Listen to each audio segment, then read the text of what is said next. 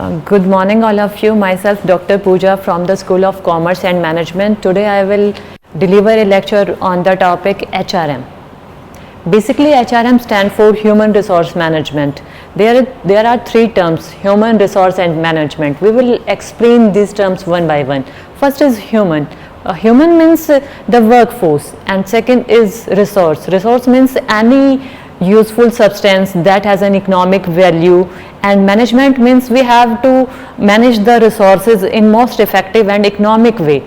Then this way we can analyze the definition. Human resource management, it is the process where we have to manage the human resources. In human resource management we study recruitment, selection, training and development, employee orientation, their induction, their performance management, their compensation, the various benefits, and overall the various labor laws.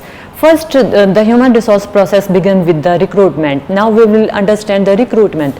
Recruitment is the process where we identify the prospective employees and we motivate them for apply for a particular job. In recruitment, we search for the right person and at a right job and right place. According to the FLIPO, recruitment is the process of searching for the prospective employees and stimulating and encouraging them to apply a particular job. Next come the recruitment needs. There are three kinds of recruitment needs. One is planned needs, that are pre-planned. We have already aware of these recruitments, such as someone is going to retire, then we have to replace him with another employee. Second is unexpected recruitment needs that arise at a particular point or particular time when we are not aware of that needs. Suddenly there is some accident or suddenly there is death of some candidates, then we have to replace his place by recruiting someone else. Third is anticipated needs. These needs refer to the needs which we have some idea that they will happen in future, so that we have to make recruitment, we have to make arrangement for the persons. Next come recruitment process. In recruitment process we have these following steps. First is definition, second sources, third communication and information, next come identify the prospective employees, encouraging and attracting them for the particular job, and final is candidate assessment. After that comes how we can identify the need and importance of recruitment. Recruitment needs and how it is valuable for any organization. In recruitment, we have to arrange people for the right job and for the right place. It is a very important phase in any organization. Recruitment, as it helps to encourage and motivate the candidates to apply for a particular job, and it creates a pool of talent. It will help the persons for those who are deserving for a particular job. It helps them, it motivates them. Next come, it increase the success ratio. When we have to make any recruitment, we give proper information for that recruitment. Candidates apply for the proper job, and out of various employees we have to select someone who is the best suited and who is most desirable candidate.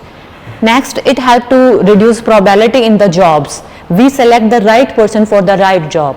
After that, organization, and it helps to increase the organizational and individual effectiveness. After that, we will read about the sources of recruitment. There are basically two sources of recruitment: internal sources and external sources. Internal sources means these are the sources that exist in an organization, and external sources means these are the sources that are beyond the organization. In internal sources, we have various kind of, such as promotion, transfers, upgrading, demotions, retrenchment, employees referrals, and others. One is the dependents and relatives of the present employees. And in external source we have advertisement, campus recruitment, outsourcing, employee exchange, labor contacts, and some online recruitment agencies. Now we will understand them one by one. First is, now there is internal and external sources. We have already talked about the internal and external sources. There are some merits when we hire from the internally within an organization, and there are some demerits also. So let's read about the merits and demerits of both the sources. Internal sources, as they are exist in an organization, so it has some merits. The merits are, first, we have to recruit from the persons that are already working in an organization, so it helps to increase their morale, it motivates them that we have to work in the same organization, so it is very helpful. Second, it promotes loyalty and commitment for the present employees. As they are familiar with the organization, they feel more committed when they are recruited for the higher job in the same organization. Next, it has a proper pool for the get good selection, means we have already have a record of the present employees whom we have to promote, whom we have to go for the higher position. It is well decided with the help of internal sources. After that, present employees are more familiar with the present working conditions, so we don't have to spend extra money for the orientation program, for induction program. That's why it's very helpful for the organization. And in moreover, for the when we go for the internal sources, it is less time consuming and less expensive for the organization. But still, there are some demerits of this also. Some demerits are when we hire from the internals, then we have a selected area, we have a selected persons to whom we have to recruit for the higher jobs. So it creates a restriction that we don't have a flush new talent for the organization. Second, promotion is based on the seniority. When we promote employees for the higher position, it is always based on their total number of experience and how much time they have spent for the welfareness of the organization. All these things put a constraint on the recruitment. After that, all vacancies, there are some positions that are not always filled with the internals. Sometimes we have a right person, but not always. That from there are different levels of management, top level, middle level and lower level. For each level, it is not possible we can always hire with the internal source, so sometimes we have to go for outside also. So all these are the demerits of this particular source of recruitment.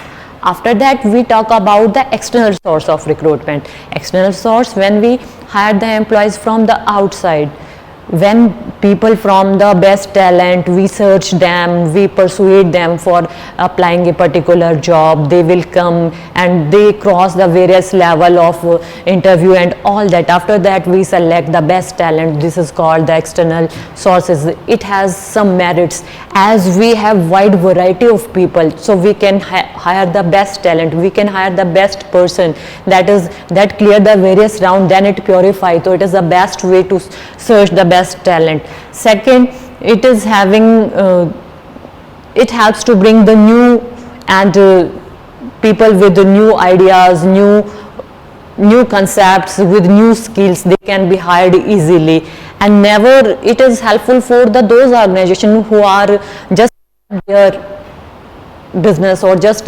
new in the field. So it is not possible for them, they can hire internally, so they would go to prefer external source of the recruitment.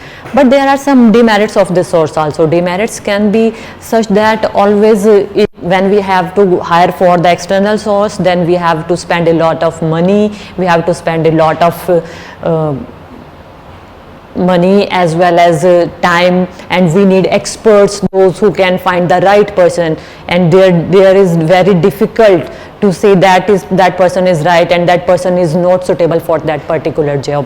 Moreover, there are some persons when we recruit for the first time, they are very unfamiliar with the organization culture.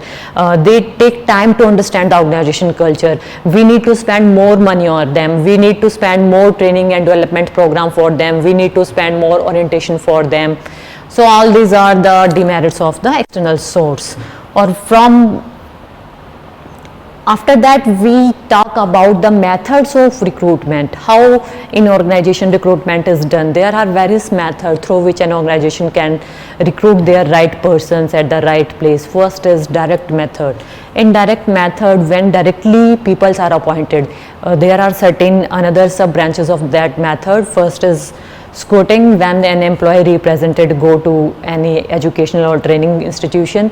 Second is manned exhibits, when their representative go for the seminar and exhibitions and other convention functions, and they hire for the person. Third is waiting list, when we collect the information about the person who have an interest in the particular job. We collect their data with the help of email or phone and secure them for future, and whenever we have any requirement we call them. After that, indirect method, when we go for the giving information to the different persons with the help of advertisement, with the help of news, with the help of journals. Particular details of the job is published, their expected salary is offering, whatever is required, that is telling with the help of various mode of its print media or non-print media. They are informed indirectly for a particular job. After that, third party methods. There are certain groups or certain firms that do the work of hiring for the organization, whether they can be government or they can be non-government. In government there are various employment exchange, non-government can be different groups that do the particular job for hiring a particular company or particular organization. This is from my side. Now in our next lecture we will further move on the process of selection that comes after recruitment. Basically now I would like to some brief explanation of both the concept. In recruitment, we persuade employee that they have to apply for more and more number. We invite person, we encourage them for applying a particular job, but in selection, out of the application we have received, we select the best candidate. In this way, recruitment itself is a positive process where we encourage employees to apply in more and more way. This is from my side. Thank you.